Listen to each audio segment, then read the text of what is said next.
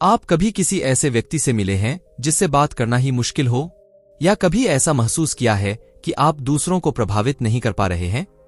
क्या आप जानते हैं कि सफलता का 85% लोगों से सही तरीके से पेश आने पर निर्भर करता है? लोगों से व्यवहार करने की कला, लेस गिबलिन द्वारा लिखित पुस्तक आपको दूसरों के साथ प्रभावी ढंग से संवाद करने और मजबूत संबंध बनाने में मदद करती है। पुस्तक आपको सिखाएगी पहली छाप जमाना।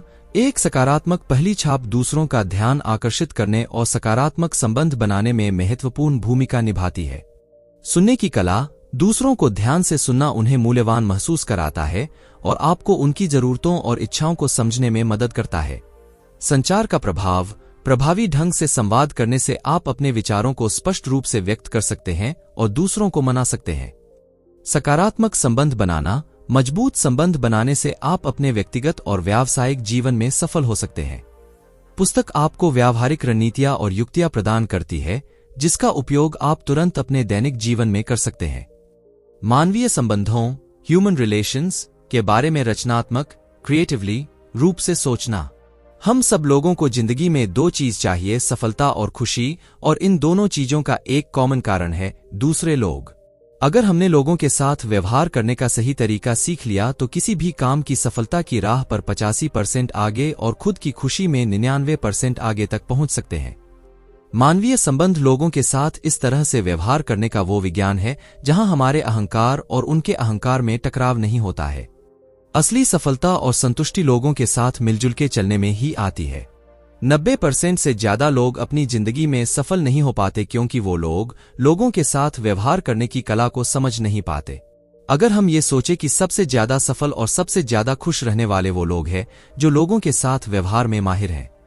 हम लोगों को मजबूर नहीं कर सकते हैं कि वो हमें पसंद करे, या हम ये कभी समझ ही नहीं पाते कि लोगों को चाहिए क्या, क्योंकि हमने कभी लोगों के साथ व्यवहार की कला में माहिर होने की कोशिश ही नहीं की। लोगों के साथ संबंधों में सफलता हासिल करना किसी और फील्ड में सफलता हासिल करने जैसा ही है। यहां भी सफलता कुछ सिद्धांतों, प्रिंसिपल्स को समझने और उनमें माहिर होने पर निर्भर करती है।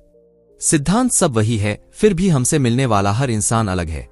लोगों को प्रभावित करना एक कला है, कोई चालाकी नहीं है। इस किताब को लिखने का कारण लोगों के स्वभाव को समझना है, ये समझना कि लोग उस तरह काम क्यों करते हैं जिस तरह वो करते हैं। हम अपने जीवन से जो भी चाहते हैं उसे पाने का एक सफल तरीका है लोगों के साथ व्यवहार में सफलता हासिल करना। मानवीय अहंकार, ह्यूमन ईगो को समझना। अहंकार एक नकारात्मक शब्द समझा जाता है क्योंकि ये गलत चीज करवाता है, लेकिन अगर हम इस शब्द के दूसरे पहलू पर गौर करें तो ये शब्द लोगों को महान या नायकों जैसा काम भी करवा सकता है। एडवर्ड, जो एक संपादक, एडिटर होने के साथ मानववादी, ह्यूमैनिटेरियन भी हैं, मानते हैं कि अहंकार इंसान के अंदर की एक चिंगारी है और जो लोग अपने अंदर की इस चिंगारी को जला लेते हैं वो महान काम कर पाते हैं। हम लोगों के साथ मशीन जैसा व्यवहार नहीं कर सकते हैं क्योंकि हर कोई अपने आप में अलग और खास है और सभी लोगों में अपने सभी दुश्मनों से अपने आत्मसम्मान को बचाने की हिम्मत मौजूद होती है। 4 चीजें जो हमें अपने जीवन में पूरी तरह से उतार लेनी चाहिए। 1, हम सभी अहंकारी होते हैं। 2, जितनी रुचि हम अपने आप में रखते हैं उतनी रुचि हम किसी दूसरी चीज में नहीं रखते। 3, जिस भी इंसान से हम मिलते हैं वो खास महसूस करना चाहता है। 4, हर इंसान दूसरों का अनुमोदन, अप्रूवल चाहता है ताकि उसे खुद का अनुमोदन भी मिल सके। यदि हमारे खुद के साथ अच्छे संबंध है तो हमारे दूसरों के साथ भी अच्छे संबंध होंगे। जब हम खुद को पसंद करना शुरू कर देते हैं तो हम दूसरों को भी पसंद कर पाते हैं।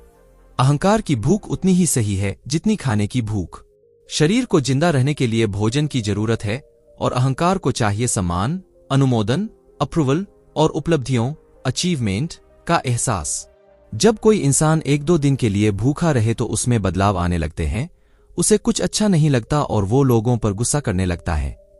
जो लोग खुद पर फोकस करते हैं उन लोगों के साथ भी कुछ ऐसा ही होता है। एक सही आदमी के लिए खुद का अनुमोदन किया जाना बहुत जरूरी है। जब आत्मसम्मान, सेल्फ एस्टीम हाई हो तो लोगों के साथ तालमेल बिठाना आसान होता है। उस वक्त लोग खुश होते हैं और वो दूसरों की सोच को सुनने के लिए तैयार रहते हैं और वो दूसरों की जरूरतों को भी समझ पाते हैं।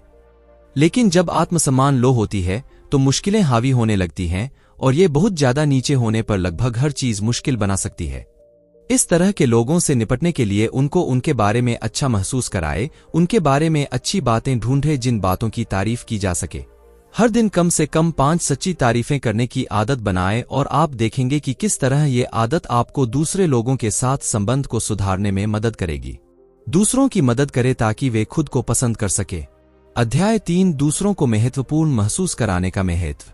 लोगों के साथ संबंधों के मामले में हम सब लखपति हैं, लेकिन हमें यह पता ही नहीं है कि हमारे पास ऐसी कोई दौलत भी है। दूसरे लोगों को महसूस करवाना कि वो बेहतर है, ये ताकत हमारे पास है। हमें अपनी इस दौलत और ताकत का ज्यादा से ज्यादा इस्तेमाल करना चाहिए, क्योंकि ये दौलत और ताकत कभी खत्म नहीं होगी। हमें ऐसा नहीं सोचना चाहिए कि सफल और प्रसिद्ध फेमस लोगों को इम्पोर्टेंट होने के एहसास की कोई जरूरत नहीं है।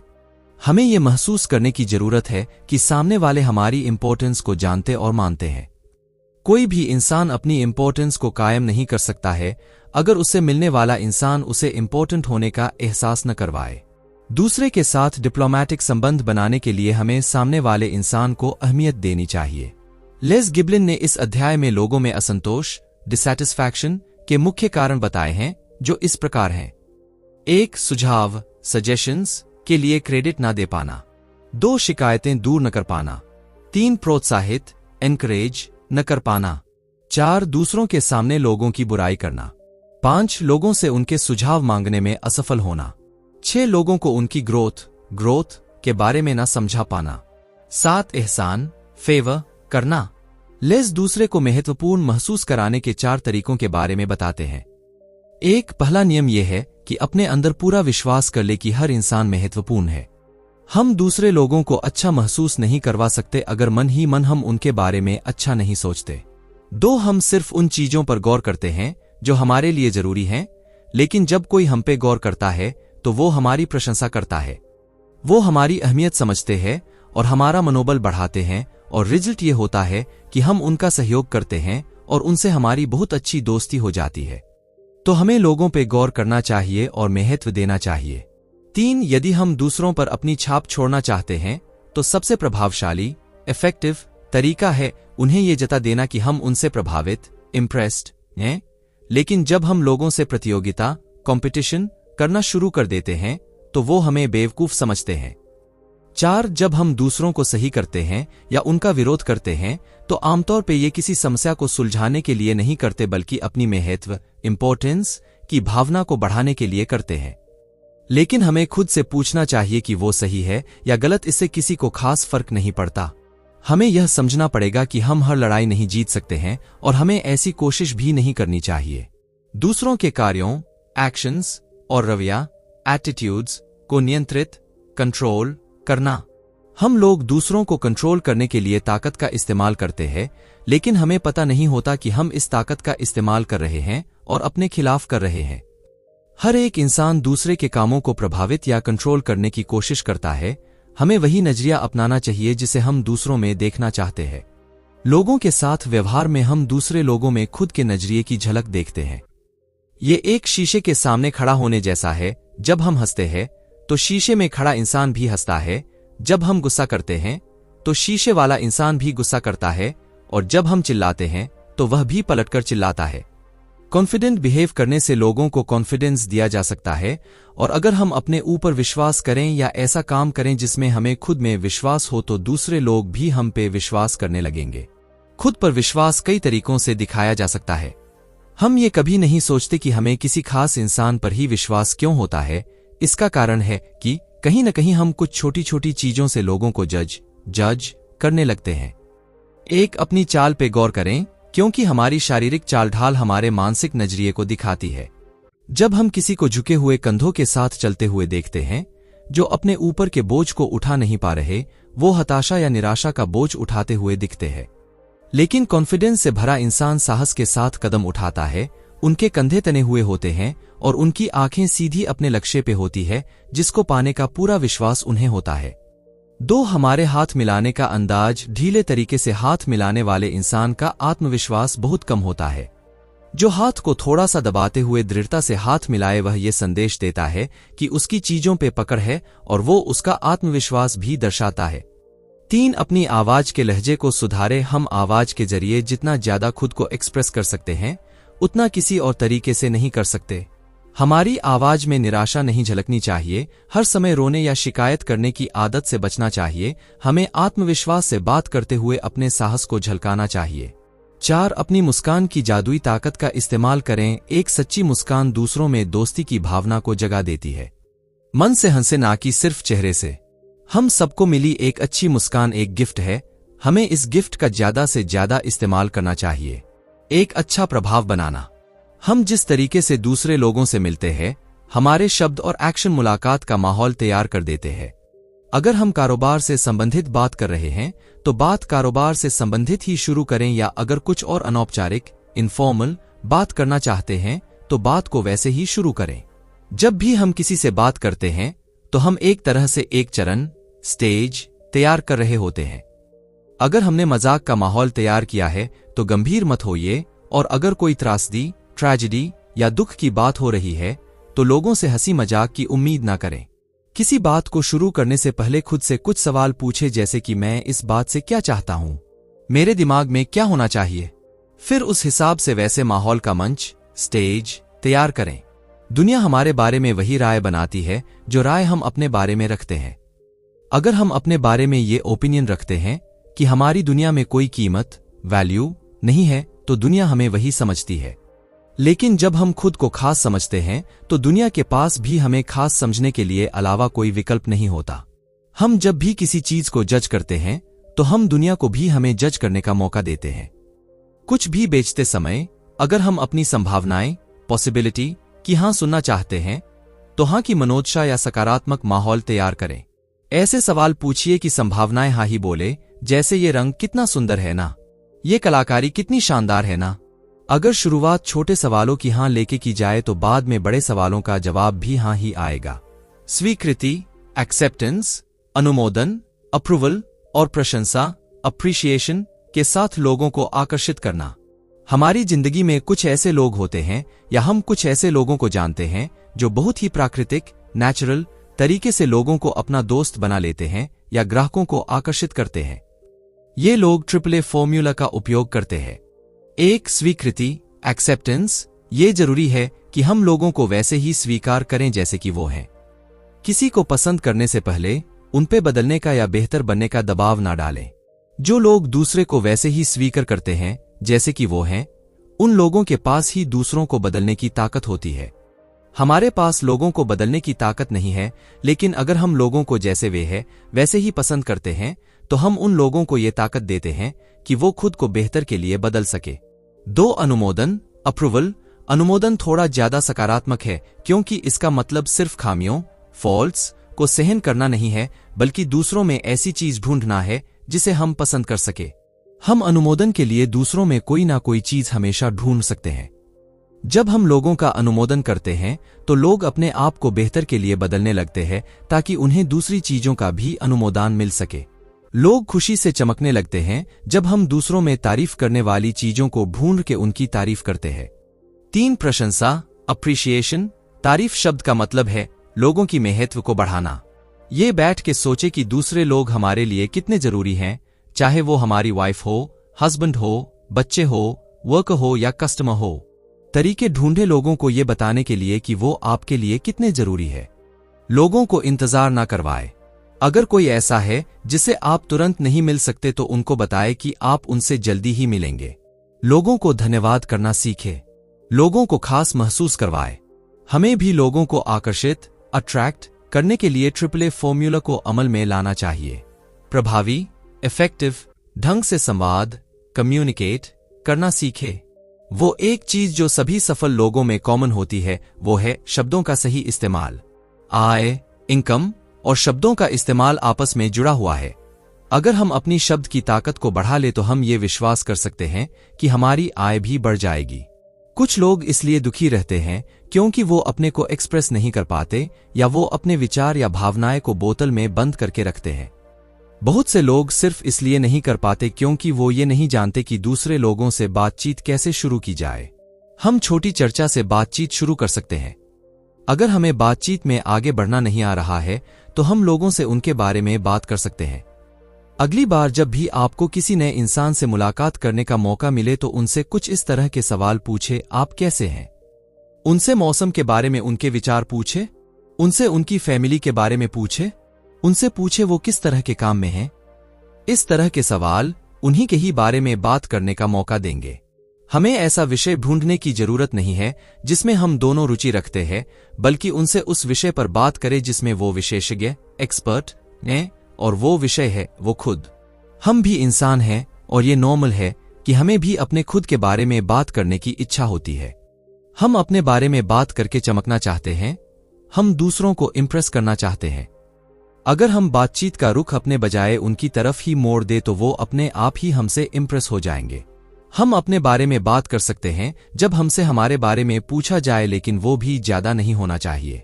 खुशी वाली बातों का इस्तेमाल करें।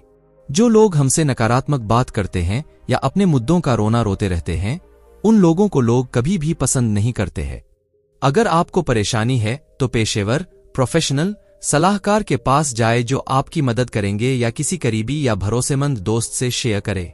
सिर्फ अपनी परेशानियां के बारे में ही बात करते रहना हमें हीरो नहीं बल्कि एक बोरिंग इंसान बनाता है। अगर सच में अपनी परेशानी को एक्सप्रेस करना चाहते हैं या हल्का महसूस करना चाहते हैं तो खुद को एक पत्र लिखे जिसमें हर एक परेशानी या समस्याओं को विस्तार से लिखे और आखिर में लिखने के बाद उस पत्र लेटर को जला दे। ऐसा करने से हम अपनी परेशानियों को बाहर भी निकाल लेंगे और हल्का भी महसूस करेंगे।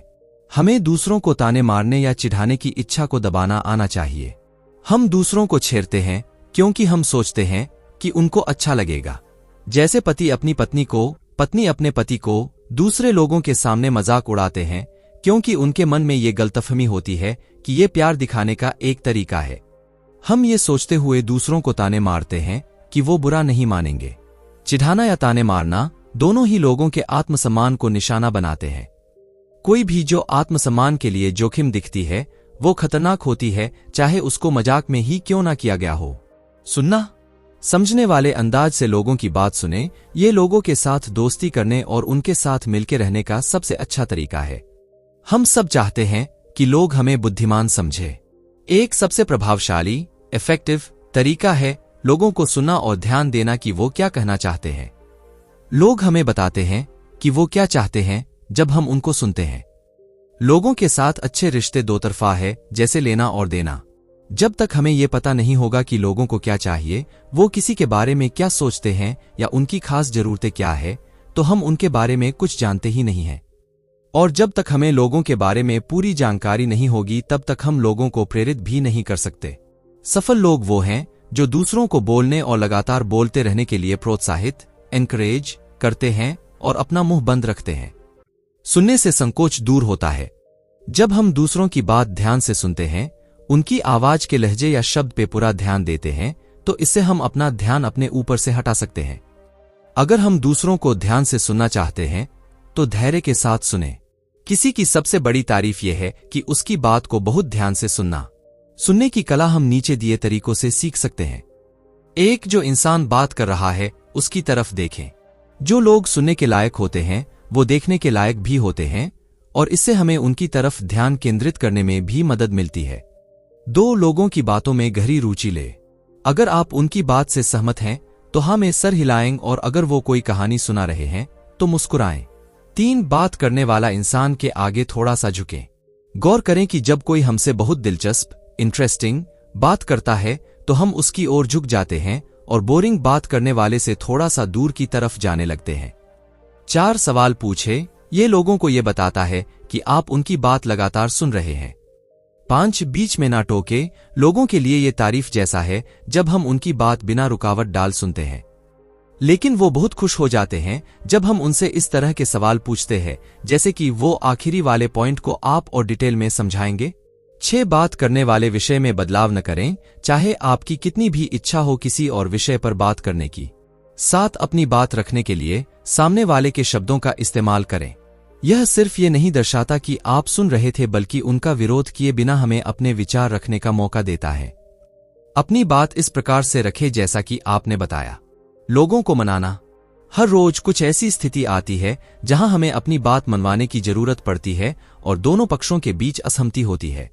चाहे वो हमारा जीवन साथी हो, बच्चे हो, बॉस हो, वर्कर हो, पड़ोसी हो, दोस्त हो। बहस, आर्ग्यूमेंट होना नॉर्मल है, लेकिन हमें राजी करवाने का एक नॉर्मल तरीका बनाना चाहिए।